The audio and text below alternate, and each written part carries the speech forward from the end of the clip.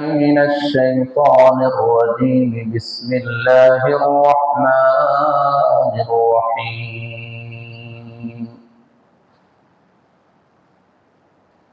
لقد جاءكم رسول من أنفسكم عزيز عليه ما عنتم حريص عليكم بالمؤمنين رؤوف رحيم وقال النبي صلى الله عليه وسلم والله لا يؤمن أحدكم حتى أكون أحب إليه من والده وولده والناس أجمعين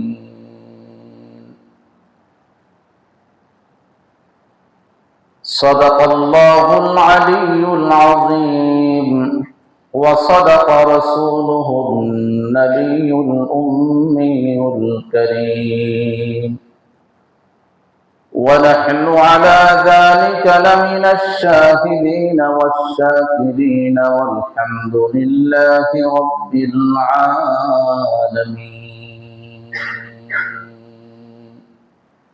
আমরা সকলে মুহাব্বতের সাথে দরুদ পাঠ করি اللهم صل على محمد وعلى آل محمد كما صليت على إبراهيم وعلى آل إبراهيم إنك حميد مجيد اللهم بارك على محمد وعلى آل محمد كما باركت على إبراهيم وعلى آل إبراهيم إنك حميد مجيد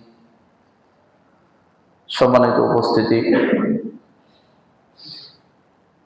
মহান রব্বে কারীমের দরবারে অসংখ্য অগণিত শুকর ও সুজুদ যে মালিক রব্বুল আলামিন জুমার দিনে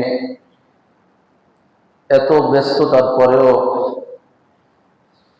তার হাবিব পাক সাল্লাল্লাহু আলাইহি ওয়াসাল্লামের শান তার হাবিবের শানে কিছু কথা বলা এবং শোনার মতো কিছু দুর্বল নগণ্য বান্দাদেরকে আল্লাহ তাআলা সুযোগ করে দিয়েছেন। এজন্য আমরা সকলে অন্তরের অন্তঃস্থল থেকে কালিমাতুশ শুকর আদায় করি, বলি আলহামদুলিল্লাহ। নবীজির আলোচনা বলা, নবীজির আলোচনা করা, নবীজির জীবনের আলোচনা শোনা, এটাও সকলকে আল্লাহ তাআলা তৌফিক দান করেন। কারণ নবীর আলোচনা শুনতে হলে, নবীর জিন্দেগি শুনতে হলে নবীর প্রতি ভালোবাসা থাকতে হয়। নবীর প্রতি যদি ভালোবাসা না থাকে তাহলে নবীদের জীবনী আলোচনাও শোনা যায় না। সাহাবীদের মধ্যে আর আমাদের মধ্যে ব্যবধান এটাই যে সাহাবীরা রাসূলকে প্রাধান্য দিয়েছেন, আমরা আমাদের নিজেরা নিজেদের ব্যক্তিকে প্রাধান্য দেই। আল্লাহ রাসূলের অসংখ্য সাহাবীর ব্যাপারে এমন ঘটনা বর্ণিত হয়েছে, আল্লাহ রাসূলের একজন সাহাবী নতুন মুসলমান হয়েছে। মুসলমান হওয়ার অপরাধে তার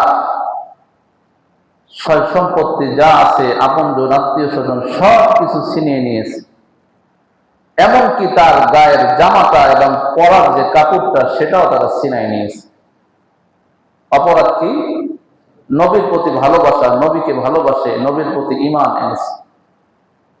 আল্লাহ রাসূলের এমন একজন সাহাবী নবীজিকে, তারপরও সূর্যের আলো মানুষের সামনে আসা যাবে না, মানুষে দেখে ফেলবে, একেবারে অন্ধকার হয়ে গেছে, আমাবস্যার রাত, কোনো কিছুই দেখা যায় না। সামান্য একটু কাপড় দিয়ে লজ্জাস্থানটা ঢেকে যে পথ দিয়ে আল্লাহ রাসূল বের হন ওই পথে এসে দাঁড়িয়ে রয়েছে। নবীজি জিজ্ঞাসা করলেন, কে অন্ধকারের মধ্যে দাঁড়িয়ে আছো?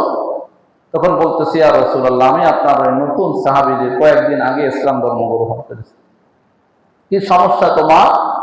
তখন ওই সাহাবী বলতেছে, ইয়া রাসূলুল্লাহ, কোনো সমস্যা নাই, যে আমি ইসলাম ধর্ম গ্রহণের কারণে, আপনার প্রতি ঈমান আনার কারণে আমার সব কিছু, আমার আপনজন আত্মীয় স্বজন সব কিছু তারা কেড়ে নিয়েছে, এমনকি আমার পরার কাপড়টাও পর্যন্ত তারা ছিনাই নিয়েছে।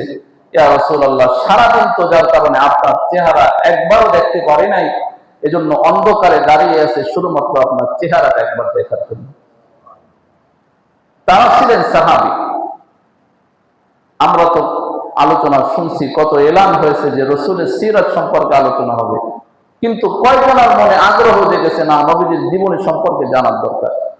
ওয়ারাফা'না লাকা যিকরাক, আল্লাহ তাআলা তার নবীর আলোচনাকে সমুন্নত করেছেন, সর্বোচ্চ আল্লাহ তাআলা স্থান দিয়েছেন। আশরাফ আলী থানভী রহমাতুল্লাহি আলাইহির যুগের একটি ঘটনা। ওনার যুগে ভারতবর্ষে একটি মহামারী দেখা দিল। যেমন 2019-এ আমাদের দেশ সহ সারা বিশ্বে করোনা ভাইরাস নামক একটি ভাইরাস দেখা দিয়েছিল, যে রোগ থেকে বাঁচার কোন উপায় রূপান্তর কারো পক্ষে এটা খুঁজে বের করা প্রথম পর্যায়ে সম্ভব ছিল না। আশরাফ আলী থানভী রহমাতুল্লাহি আলাইহির যুগে এমন একটা ভাইরাস, এমন একটা মহামারী ভারতবর্ষে দেখা দিল, যার কোনো চিকিৎসা নাই। প্রতিদিন হাজার হাজার মানুষ মৃত্যুর কোলে ঢলে পড়তেছে। আশরাফ আলী থানভী রহমাতুল্লাহি আলাইহি তিনি জাতিকে এই বিপদ থেকে, মুসিবত থেকে উদ্ধারের জন্য তিনি একটা উদ্যোগ গ্রহণ করলেন। কি উদ্যোগ? যে কোনো চিকিৎসা, কোনো ঔষধ আবিষ্কার করবেন তা নয়। হযরত আশরাফ আলী থানভী রহমাতুল্লাহি আলাইহি উনি ওনার ব্যক্তিগত লেখনী কার্যক্রম সব কিছু বাদ দিয়ে উনি সিদ্ধান্ত নিলেন, এই যে মহামারী, এই যে দুর্গন্ধ, এই দুর্গন্ধ দূর করতে হলে একটা সুবাসের দরকার, একটি ঘেরানের দরকার। যখন ঘেরান চলে আসবে, সুবাস চলে আসবে, তখন সমাজ থেকে দুর্গন্ধ দূর হয়ে যাবে। তিনি তখন রাসূলের একটি জীবনী লেখা শুরু করলেন। এরপর বইয়ের নাম দিলেন নাসরুত তিব, যেটা আমাদের বাংলা ভাষায় অনুবাদ হয়েছে যে ফুলের খুশবুতে সারা জাহান মাতোয়ারা। এটা আশরাফ আলী থানভী রহমাতুল্লাহি আলাইহি আল্লাহ রাসূলের জীবনী আলোচনা করে, রাসূলের এই জীবনীর মাধ্যমে মানুষের থেকে, সমাজ থেকে দুর্গন্ধকে দূর করে রাসূলের সুবাস ছড়িয়ে দিতে চেয়েছেন, এবং এর মাধ্যমে তিনি এই সমাজ থেকে, এই যে ভাইরাস, সমাজ থেকে মহামারী তিনি দূর করার পরিকল্পনা গ্রহণ করেছেন। আজকে আমাদের সমাজের মধ্যে রাসূলের প্রতি আমাদের ভালোবাসা নাই। রাসূলকে যে ভালোবাসা ঈমানের গুরুত্বপূর্ণ একটি অধ্যায়, কোন ব্যক্তি শুধুমাত্র যদি আল্লাহর উপরে ঈমান আনে, ওই ব্যক্তি কি ঈমানদার না বেঈমান? কথা বলেন না। ঈমানদার হতে গেলে আল্লাহর প্রতি যেমন বিশ্বাস, রাসূলের প্রতিও তেমন বিশ্বাস। কেমন বিশ্বাস? যে আমার আল্লাহ যত জগতের জন্য রব, আমার রাসূল, আমার নবী তত জগতের জন্য নবী। আমার রবের রুবুবিয়্যাত যতদিন কার্যকর থাকবে, আমার নবীর নবুয়ত ততদিন কার্যকর থাকবে। আল্লাহ তাআলা আসমানের ফেরেশতাদের রব, আমার নবী আসমানের ফেরেশতাদের নবী। আল্লাহ তাআলা সমস্ত মাখলুকাতের রব, আমার নবী সমস্ত মাখলুকাতের নবী। এই বিশ্বাস থাকতে হবে। নবীজি সাল্লাল্লাহু আলাইহি ওয়াসাল্লাম এই উম্মতের জন্য কি করেন নাই?